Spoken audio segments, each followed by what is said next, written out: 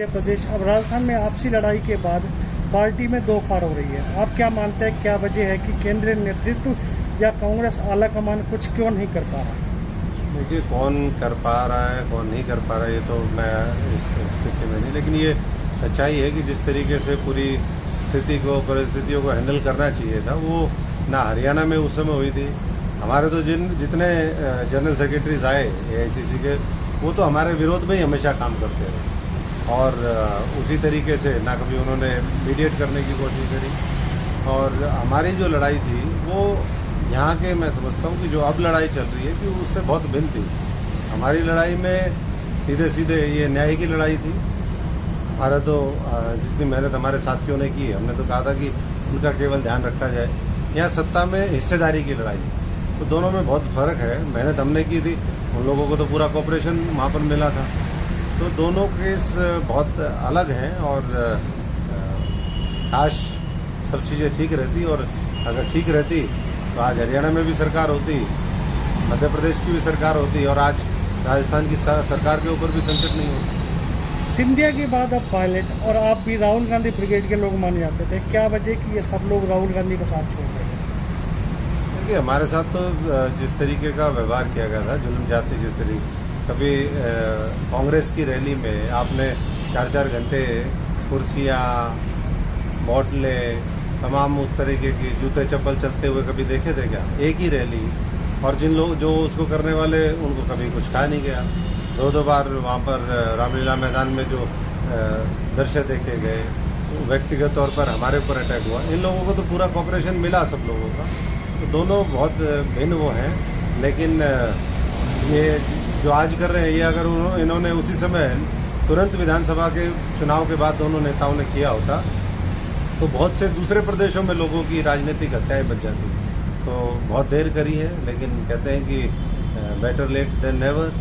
तो क्या सोच करके किया, लेकिन उससे बहुत लोग जो बच सकते थे, हमारे जैसे लोगों को हो सकता है कांग्रेस ही ना छोड़नी पड़ती, और अगर पूरी तरीके से लड़ाई लड़ी जाती तो दोनों स्टेट में दोनों तो मुख्यमंत्री नहीं बन सकते, दोनों में से एक जरूर बन सकता था। कहीं छत्तीसगढ़ में एक मीडियोकर एज के व्यक्ति को बनाया था तो एक कहीं यंग बनता, कहीं बुजुर्ग भी बनते, और सबके समावेश से ही जो है पार्टी चलती है। लेकिन कांग्रेस में आज कुछ नेता ऐसे हैं जो बीजेपी और आरएसएस के इशारे पर काम करते हैं। वो हैं कांग्रेस में कहने के लिए, लेकिन उनके तार कहीं और जुड़े हुए हैं, और जब वो लोग कांग्रेस को ख़त्म करने में लगे हैं तो कौन बचा सकता है? हमारे तो जितने जनरल सेक्रेटरीज आए उनका एक ही एजेंडा था कि वो नई पीढ़ी को ख़त्म करो, और जिन्होंने उनके साथ बड़े बड़े धंधे और कारोबार किए हैं, पहले वो जो 10 साल की कांग्रेस की सरकार थी, पहले तो उसको चलाने का नहीं, लूटने का काम करते थे, और जब अब सरकार चली गई तो पार्टी को ख़त्म करने का काम कर रहे हैं। तो ऐसे लोग जब तक बैठे रहेंगे, मैंने पहले भी अपने लेटर में भी लिखा था जिस दिन हमने छोड़ी थी, कि ये जो इंस्टीट्यूशन है एआईसीसी की, जो जनरल सेक्रेटरीज की, इसने ख़त्म कर दिया। ना तो वो ढंग से ऊपर रिपोर्ट करते हैं, ना मीडिएट करते हैं, और उन्हीं की वजह से, उनके जो व्यक्तिगत हित हैं उसकी वजह से आज कांग्रेस यहाँ पर आकर के खड़ी होगी। पता नहीं कहाँ लेकर के जाएंगे। ये 135 साल पुरानी पार्टी तबाह और बर्बाद करने का श्रेय वो बहुत से कारणों को है, बहुत से लोगों को है, और जब इतिहास लिखा जाएगा तब उसकी व्याख्या और उसका मूल्यांकन होगा। क्या आपको लगता है कि कांग्रेस का केंद्रीय नेतृत्व कमज़ोर हो गया, इसलिए राज्यों में नेताओं की मनमानी हो रही है? देखिए, पार्टी कमज़ोर होने की वजह से निश्चित तौर पर जो लीडरशिप है उसको निर्णय लेने में दिक्कत होती है, इसमें कोई वो नहीं है। और लेकिन पार्टी मजबूत करने की जिम्मेदारी जिन लोगों को दी गई, जिन्होंने उसको मजबूत किया, उनकी एंड टाइम पर जिस तरीके से अनदेखी हो जाती है, या जो लोग मौज मस्ती करते रहे 5-5 साल, समय पर उनको आकर के कुर्सी पर बिठा दिया जाता है। तो बहुत सी चीज़ें हैं, ये कब मामला थमेगा ये तो पता नहीं, लेकिन हम तो यही शुभकामनाएं दे सकते हैं। जो लोग सच्चाई की लड़ाई लड़ते हैं, न्याय की लड़ाई लड़ते हैं, उनको ऊपर वाला भी शक्ति दे, और वो भी पूरी शक्ति के साथ। ये नहीं कि भाई 2-2, 3-3 साल बीत जाते हैं उसके बाद याद आता है। अरे समय पर डिसीजन लो, जिस तरीके से हमने लिया, समय पर डिसीजन लो। कांग्रेस को अगर इतना बचाना चाहते हैं या उन ताकतों के खिलाफ लड़ाई लड़ना चाहते हैं तो निर्णय और निर्णायक लड़ाई लड़ने की जरूरत है। अशोक गहलोत का आरोप है कि बीजेपी खरीद फरोख्त कर रही थी एमएलए की। तो इसमें तो कोई नई बात है ही नहीं ना। बीजेपी खरीद फरोख्त कर रही है, कोई कांग्रेस के लोग, ये जो बहुत से लोग हैं वो भी कोई कम नहीं है जब उनका दाव लगता है। और इसीलिए हमने कहा कि पूरे देश के अंदर और अलग अलग प्रदेशों के अंदर विकल्प की ज़रूरत है।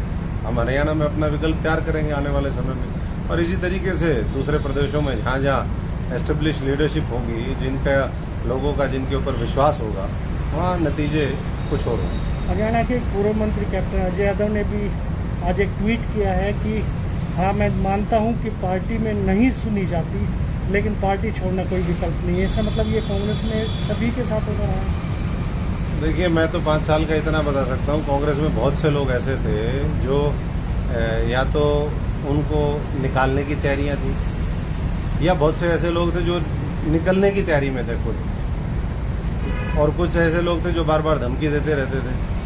तो उनकी तो हिम्मत पड़ी नहीं। हमने कहा कि हम जो अन्याय हुआ है उसके खिलाफ मजबूती से लड़ाई लड़ेंगे, और हमने वो लड़ाई लड़ी और आगे भी लड़ते रहेंगे। क्या लगता है अब राजस्थान में कांग्रेस की सरकार बच पाएगी या? देखिए, ये तो अब कहना मुश्किल है, क्योंकि मैं तो अब लिस्ट बॉर्डर्ड हूँ इस पूरे उसमें। एक कहावत है पुराने समय में, कोई न रब कोई हमें खा है।